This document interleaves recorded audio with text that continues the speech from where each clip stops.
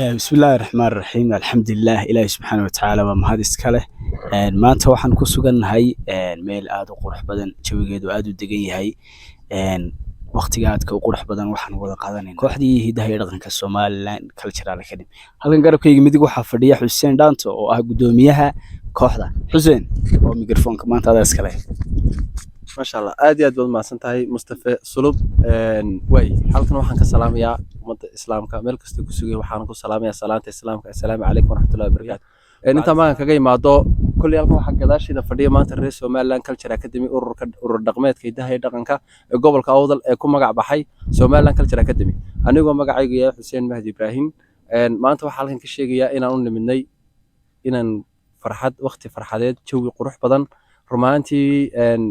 midaysnaan iyo romanti wada jir inaan nahay inaan ku muujino halkan waxyaabo aad u fara badan sida ciyaaraha barnaamijyada ururka waxyaabo aad u fara badan ururku ugu talagalay in waqtigan oo kale uu qaato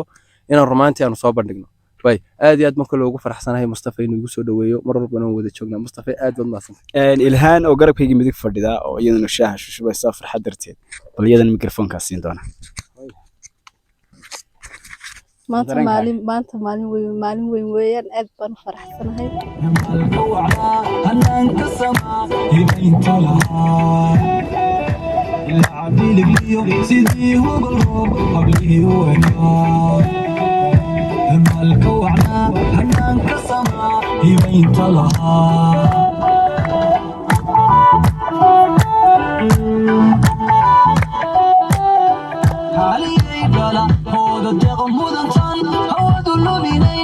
شادو ترتبع كوانا هبرين ورمودك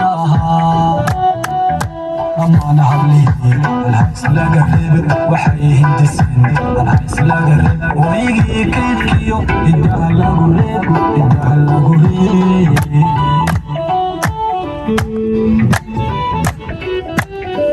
علي دالا مودا دقم مودا تان هودو لومينين أو شادو ترتبع كوانا هبرين ورمودك أنا هبلي العيس لا قريب وحيه هندسين العيس لا قريب ويجي كيد كيو إدها لا قريب إدها لا قريب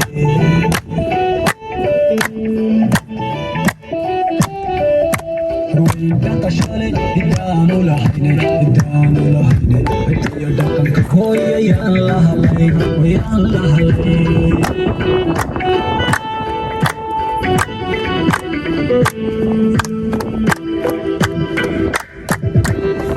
كاكاشالي إدانو لحيني إدانو لحيني إتيا دقنك هويا يا الله لي ويا الله لي